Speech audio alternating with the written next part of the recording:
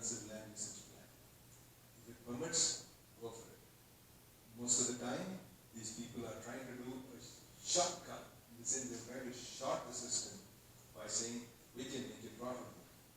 We get such requests, so many of them, and our community development people just nip it in the bud, because they know what is the character of the area which they want to build these buildings, put these buildings in. And we, as a city, do not pick winners and losers. We just facilitate the access of conduct of business. We can't allow them to erect multi-unit housing just for the sake of it to be profitable. There are other ways of making that profitable, the business. And most importantly for us, if the citizens have said, this is what we want, why are we departing from it? Thank you. Okay.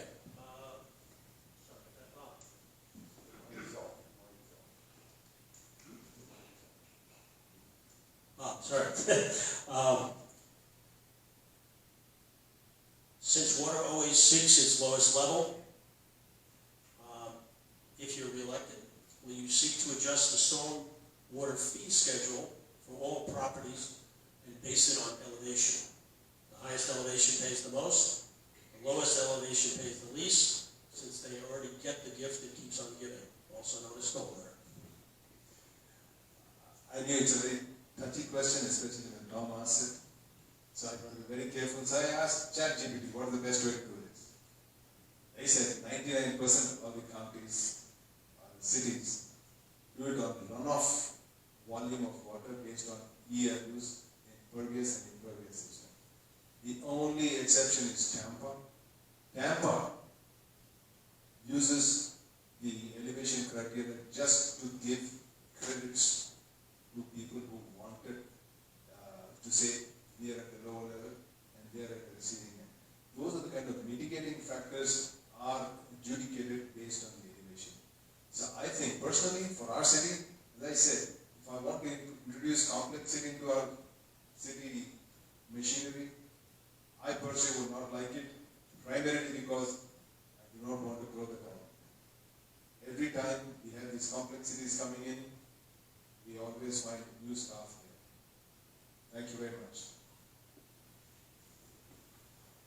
So Tom, I'll answer that question, the gift that keeps on giving, right? I think there are a few things for us to keep in mind. This is an issue that, whether we like it or not, unfortunately, Mother Nature controls it for us. How we handle it is our responsibility as residents, as a city. I have always believed that in order to be a one good family, sometimes we also have to give and take. Right? What I mean by that is, yes, there might be scenarios where a household might be paying a little more than what they think they deserve to pay. But I think from overall perspective, this is an issue that we as a city have. We need to continue to try amicable ways of solving it so that it is managed to create a good quality of life.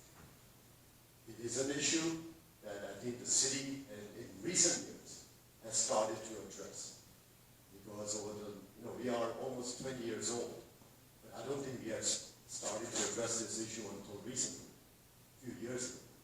So I think as we go down the path of really understanding how can we come up with creative ways of solving the problem, I'm hopeful that we will come up with better ways of solving the problem. But at this juncture, my recommendation is to keep it the way it is and not go in a different manner. Stay right there. Somebody wrote this especially for you, Mr. Cricket. I have trouble reading this, so give me a minute. Certain sports, field, or activities require reservation. The person managing this sometimes causes an issue that hinders the use. One One such example is cricket management. Do you propose eliminating a person and use authentication or something? I think it sounds like more of a reservation type of question, right? How do you reserve? It's about a reservation and a problem with it, and the example is cricket has a problem with Right. it. So here's how it works right now. For all field rentals, right? You could rent a field on the website because there is a way under Rex and Parks you can go. You can rent a particular field, whether it turns out to be a cricket field, soccer field, any field, right? If you do not find the reservation or you have questions regarding the reservation, you call the staff, which is an employee of the Parks Department, right? So there is a process in place, which is you can absolutely go reserve your field, again, any field, in any park, online. But if you have concerns or you cannot figure out how to do it, you do need human support. And that's where that human support comes in, to be able to guide you as to what's available, what's not. And again, for field rental, we do have resident fee and non-resident fee. So if you are a resident of Johns Creek and you are renting a facility, let's say it costs you $10 an hour as a resident. If I'm a non-resident and I want to rent the same field, I pay time and a half. So I pay $15 an hour. Why? Because that's a policy that we have in place. So I hope that answers the question. Need me to repeat it, Bob? It's about cricket reservation broadly. It's about a reservation system, and sometimes the person managing it causes an issue that hinders the use. And they're looking to eliminate this person. I get the spirit of the question. Let's try and answer that. This is one of the most asked questions of me after trees, falling trees, and traffic. These three dominate my email inbox as a city council member. People are quite upset at the way they were allotted 2 years back. There was one gentleman who was in charge of all the fields, and he took over and he used to run it. Apparently that didn't work out very well. That's when few of us on the council said, this system has to stop. Let them approach you directly, and you give them fields. And they base it on how many students they have, how much the activity is needed. So now it is more or less a little bit more equitable than prior times. However, we still need some fields, especially in that area. There is a lot of immigrant population there in that side who love cricket, and they want more and more cricket fields.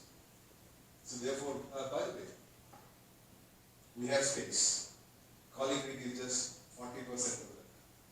We have plans, and that's exactly we would like to say. We have plans to develop many more fields there, including very exotic sports. That is the idea for us to say. But the point is, to develop a field takes a lot more. Doing a multi-specialty field by striping is a lot cheaper option. And that's where, at this point, we are looking towards that solution. Thank you. Stay right there. Okay. What we're going to do now is you're going to start 5 minutes of wrapping up while you're in the van. I started it, so you should be. That's true. We'll reverse it. Okay. So you each have 5 minutes. And once they finish, don't run away. I promise I will let you applaud. And also, that old man can use some help putting some chairs away. Okay? I appreciate that. Take it away, Shafiq. Great. First and foremost, I want to say thank you, Tom. Thank you to our timekeeper, our videographer, because this has been taped to go on YouTube so others can watch it. So thank you to our audience for being here. We just ended the question about cricket and the fact it's such a big demand this board. You know, I'm blessed to see this board grow so much. I remember 2014, and Tom knows this, because I used to show up every John's called meeting, public meeting, city council meeting, and use my 3 minutes to make the case for that. It took some time, all right? And Tom is smirking because he knows it took some time. But when I look to today, I have a smile on my face because I sacrificed that time because I felt it was something that we needed as a city. My philosophy in life is very simple. When you want to get something done, you got to show up and get it done. The reason why I've been involved in all these committees and board positions and all that, because I want to make sure Johns Creek continues to thrive. I'm an ambitious person, and I'm very ambitious for our city. And I'm sure all of us are ambitious for our individual lives, for our family lives, for what we want to see in Johns Creek. The leadership that I bring to the table is not just about 2 years or 4 years of leadership. I've been involved over 10 years, to a point that when the city was in some sort of crisis with our police chief, if you remember 5 years ago, we had a situation in our city where we had to let go of our police chief. And we went on a national search to find someone who would be the appropriate police chief. I was blessed to be called on to be one of the 4 people as a team to interview the short-listed candidates. And one of them, I'm happy to say that we as a committee also selected Mark Mitchell as our new police chief. My goal has always been not just have storytelling, but to have substance, to have integrity, to have leadership to the situation. I want to continue down this path. The reason I'm standing in front of you today is because I believe that we need a change in post 3. And I do want to be your change. And I pray that you give me the opportunity to lead you in the coming years. I will promise you one thing. The skills that I have, the education I have, I'm a finance guy. I run a financial advisory practice. I worked on Wall Street for 17 years in New York. I have an MBA from NYU. So I am not someone who doesn't understand budget and policies and things like that. But more importantly, coupled with my finance background, coupled with my leadership, I want us to work together, and you deserve a city council member who's going to bring leadership and substance. As I said, I want to be that person for you. At the end of the day, it is your vote. I will continue to do what I need to do because I care for the city. But I want that position now because I want to guide the city leadership in making strategic decisions so that those decisions are not just good for the next 6 months or the next 6 years. If I decide to move from here 10 years from now and I come back 30 years later and I come to this city, I want to be proud of the fact that I have a small role to play in this process. I think we have a wonderful city, but to remain a great city requires work, requires substance, requires leadership, requires understanding the issues and working together. It's very unfortunate that our city politics have become what they have. I want to make sure that I represent you in a manner that you will be proud of. Thank you. Thank you. Bob? Thank you, Tom. Thank you, Shafiq, for keeping the debate very civil. Here's what I want to let you know. Where were we 4 years back and where are we now? It is hubris on my part to say it was me alone who did this, or just this council did this. Number of people, previous to us, the councils, they spent countless hours when none of us were watching them. They put the city on such a good path that we took it forward. That was, I attribute, and I'm thankful for those people of that vintage. Coming back to my thing, tonight we saw, you can either talk 2 sentences or you can talk 2 paragraphs. 2 sentences means you need to know your numbers. 2 paragraphs means you can sing Kumbaya. This is what I bring. I'm not interested in coming and saying, we can all be better. We can all play together. That is not how a city council works. You got to show for work. When I came to this country, I was a pilot, but I couldn't find a job. I switched to software. That happened for 10 years. Then my wife was a physician. She started her practice. I joined. We grew into 4 practices. We don't have academic degrees. We are from School of Hard Knocks. We know how to make things work. And we have advised so many other people, and they still come to us for advice. That is what we bring to us. Talking about non-profits, I'm not part of non-profits. I start non-profits. And people, students who went through our program are now in Stanford, Harvard. We have some great people to show. What is the point in thumping my chest about it? Especially when I have a record to show. When we say we are the best city in USA, there is a reason. Do you change the coach of a Super Bowl winning team? That is what you need to understand. You know this is a winning combination. Maybe you have to change few pieces. But you don't rob the core. And you can't afford to have a 30,000-foot view. We are where the buck stops.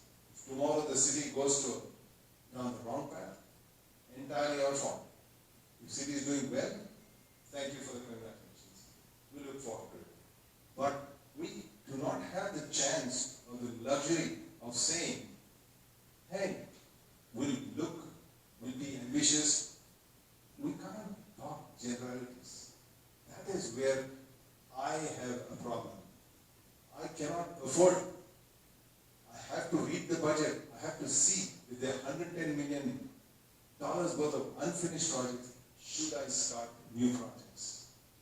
That is where I come from. That is what is my mandate. Because I don't want this in one line. I'm the last line of defense for you folks. Why? Because when you come back from work, I mean it. Johns Creek should be a haven of comfort, not surprises and rude shocks which come when the city tends to be a little bit mismanaged. That is where I want your support, because we have a great city to build upon. And the future can only be better if we have the right team in place. This is what I'm stressing again and again. Would you want to change the Super Bowl team's coach, or the players, or the quarterback? There must be a good reason for that. I thought today I demonstrated that I was that thoughtful, deliberate individual who was not prone to histrionics, who was not prone to theatrics. Why? Because city's budget is not necessarily always in front of a camera. It is a lot of hours go in planning, in strategizing, which do not come in front of the camera. But what drives you is most important. What is good for the city. So I would count on your steady support so that we make this, our home, the best place it can be. Thank you so much. Okay. Ladies and gentlemen, now I would like you to give a round of applause